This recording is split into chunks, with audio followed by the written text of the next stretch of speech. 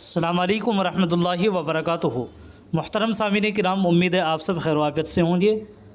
हज़रत मौलाना अब्दुल खालिक साहब मदरासी नाइब मोहतमिम व उस्ताज़ हदीस दारुल उलूम देवबंद ने एक पैगाम तमाम उम्मत मुस्लिमा के नाम जारी किया है।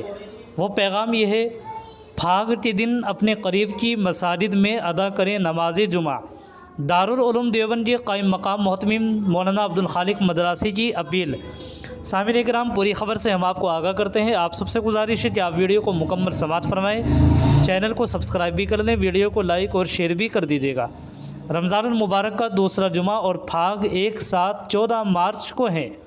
इससे मुताल्लिक़ पुलिस और इंतज़ामी अफसरान की परेशानियाँ बढ़ रही हैं और मौके पर अमन व अमान की बहाली इंतज़ामिया के लिए बड़ा चैलेंज है।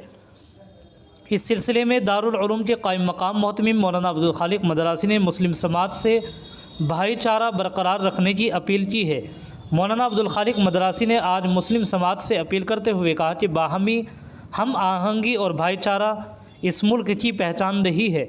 रमज़ानुल मुबारक में नमाजियों की तादाद बढ़ जाती है, इसलिए ज़रूरी है कि फाग यानी होली के दिन जुमा की नमाज़ पढ़ने के लिए दरवाज़े की मसाजिद दूर दराज की मसाजिद में जाने के बजाय लोग अपने घरों के करीब की मसाजिद में नमाज़ पढ़ें जहां जुमा की नमाज़ होती है।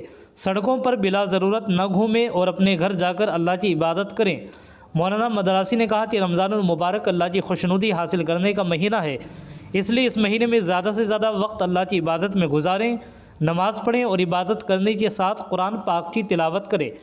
यह था सामिन किराम हज़रत मौलाना अब्दुल खालिक साहब की अपील जो मैंने आप हज़रात के सामने शेयर की है। आप हज़रात इस वीडियो को ज़्यादा से ज़्यादा शेयर भी कर दीजिएगा, चैनल को सब्सक्राइब भी कर दीजिएगा। अस्सलामु अलैकुम वरहमतुल्लाहि वबरकातुहू।